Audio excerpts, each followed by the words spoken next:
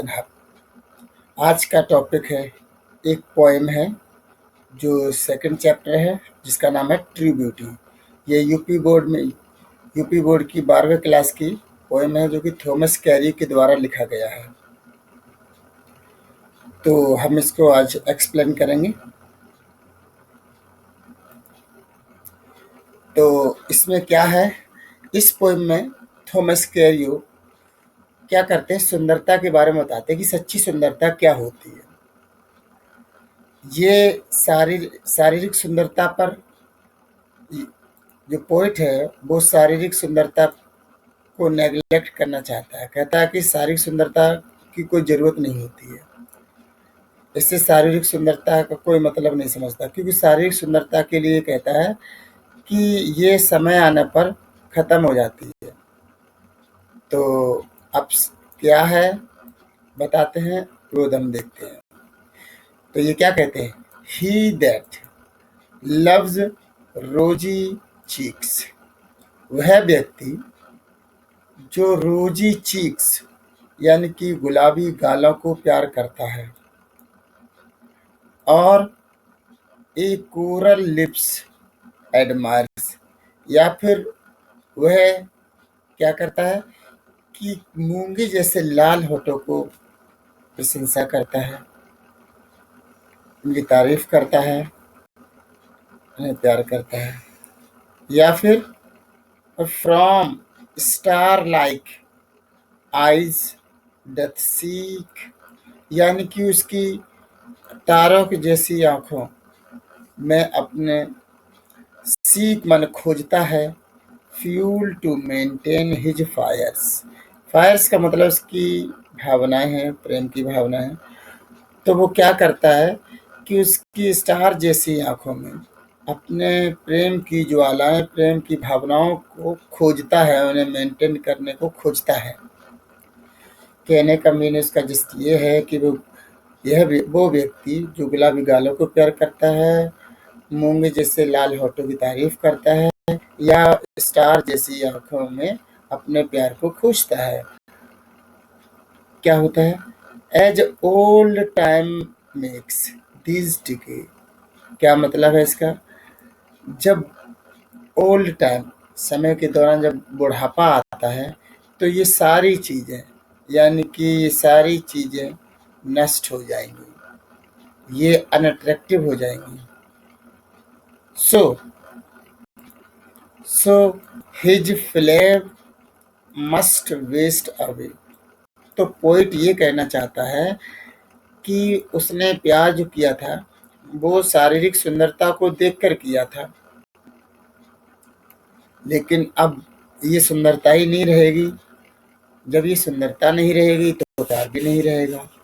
तो ये कहना चाहता है, सो हिज फ्लेम्स यानी प्रेम की ज्वालाएं मस्ट वेस्ट अवे, सब बर्बाद हो जाएंगी, सब खत्म हो जाएंगी। इस इन इस स्टेंजा में इन्होंने क्या बताया है कि वह व्यक्ति जो गुलाबी गालों और मूंग जैसे लाल होठों को प्यार करता है, या स्टार में उसकी आंखें स्टार जैसी आंखों में अपने प्रेम को खोजता है,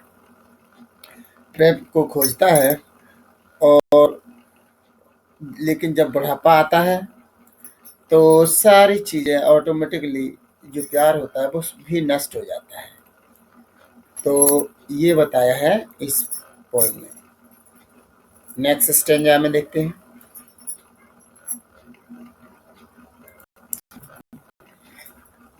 अब इसमें क्या कहता है, बट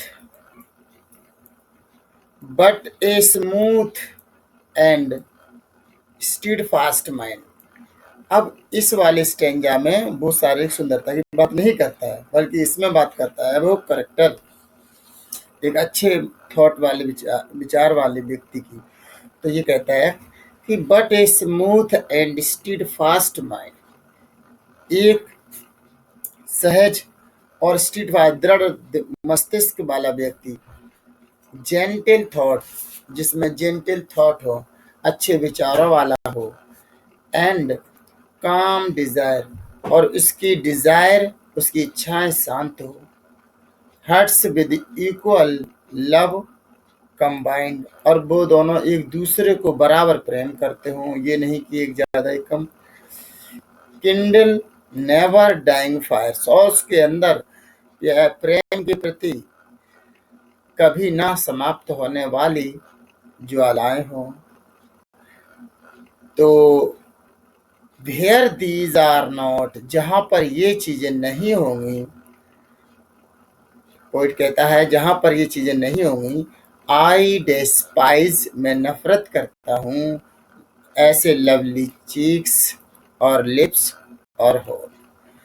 यानी पोइट ये कहना चाहता है कि उसे करैक्टर की सुंदरता चाहिए, क्योंकि जो लोग करैक्टर की सुंदरता को देखकर प्यार करते हैं, उनका प्यार चाहे बुढ़ापा आ जाए चाहे कुछ भी हो जाए, कभी समाप्त नहीं होता है। और जो लोग शारीरिक सुंदरता को देख के प्यार करते हैं, तो एक दिन शारीरिक सुंदरता चली जाती है और इस तरह की आकृति बन जाएगी। जो हाथ उस समय अच्छे लगते थे, आज वो हाथ, वो स्किन एक अनअट्रैक्टिव लगेगी। जो आंखें में उसने अच्छा तलाश करता था अपने प्रेम को, आज वो आंखों से देखना पसंद नहीं करेगा। जो चीख की वो तारीफ करता था गुलाबी गालों की, आज वो गुलाबी गाल कैसे लटक रहे हैं। तो कहने का जस्ट मीन ये है, उस समय उस समय क्या होगा, ये बाल, ये ये सुंदर बाल आज क्या हो गए हैं, ये देखिए, तो अनअट्रैक्टिव होते जा रहे हैं। तो कहने का मतलब ये है, जब वो किस जो बॉडी की सुंदरता को देखकर प्यार करता है, समय आने पर सब, जब वो बॉडी की सुंदरता खत्म हो जाती है, तो एक दिन फिर उसका प्यार भी खत्म हो जाता है। ऐसा ये थॉमस कैरियो कहते हैं। थॉमस कैरियो कह रहे हैं कि शारीरिक सुंदरता स्थायी नहीं है, एक दिन वो जरूर नष्ट हो जाएगी, उस समय प्यार भी नष्ट हो जाएगा। और प्यार ऐसा नहीं करना चाहिए, प्यार होना चाहिए हमेशा के लिए। तो ये यहाँ पर क्या कहना चाहते हैं, वेयर दीज आर नॉट, जहाँ पर ये करैक्टर की सुंदरता नहीं होगी, वहाँ वहाँ ये क्या कहते हैं, आई डेस्पाइज, मैं नफरत करता हूँ, लवली चीक्स और लिप्स और आईज, ऐसे गुलाबी गालों को, प्यारे गालों को, और मूंगे जैसे लाल होठों को, आईज को, ये बिल्कुल महत्व नहीं देते हैं। ये ऐसी चीज़ों को नफरत करते हैं। इन्हें ये कहते हैं कि केवल करैक्टर की सुंदरता ही परमानेंट होती है और वही ही रहेगी। तो दोस्तों, मैंने आपको बता दिया है कि इस पोएम की सारी लाइन्स को क्लियरली एक्सप्लेन कर दिया है। आप इसे बार-बार सुनेंगे तो ठीक है। तो ये हो गया है आपकी पोएम। अब इसका हमें सेंट्रल आइडिया, अब इसका सेंट्रल आइडिया क्या बनेगा? तो सेंट्रल आइडिया क्या बन सकता है? अगर आपने थोड़ा-सा दिमाग लगाया होगा तो सेंट्रल आइडिया क्या बनेगा? यही तो सेंट्रल आइडिया है कि बॉडी की शारीरिक सुंदरता को प्यार ना करके करैक्टर की सुंदरता को हमें प्यार करना चाहिए, क्योंकि बुढ़ापा आने पर बुढ़ापा आने पर शारीरिक सुंदरता नष्ट हो जाएगी, और बुढ़ापा आने पर सारी सुंदरता नष्ट हो जाएगी। लेकिन करैक्टर की सुंदरता, अगर आप अच्छे विचारों वाले व्यक्ति हैं, दृढ़ माइंड वाले हैं और शांत इच्छाओं वाले हैं, अच्छे करैक्टर, अच्छे विचार वाले हो, तो लोग चाहे आप बूढ़े हो जाएँ या कुछ भी हो जाए, लोग आपको हमेशा प्रेम करेंगे, और ये प्रेम स्थायी होता है, ये कभी नष्ट नहीं होगा। तो यही इस पोएम का सेंट्रल आइडिया है। चलिए एक्सप्लेन कर देते हैं। तो the true beauty is very nice poem composed by the poet Thomas Cairo. True beauty एक बहुत अच्छी पोएम है। ये पोएट जो थॉमस कैरियो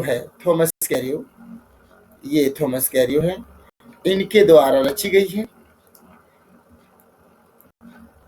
फिर क्या है, ही सेज दैट, वह कहते हैं कि beautiful lips, cheeks and eyes make women more beautiful. इसका मतलब यह है कि सुंदर गाल, सुंदर होंठ और आंखें किसी औरत को बहुत ज़्यादा ब्यूटीफुल और सुंदर बना देते हैं।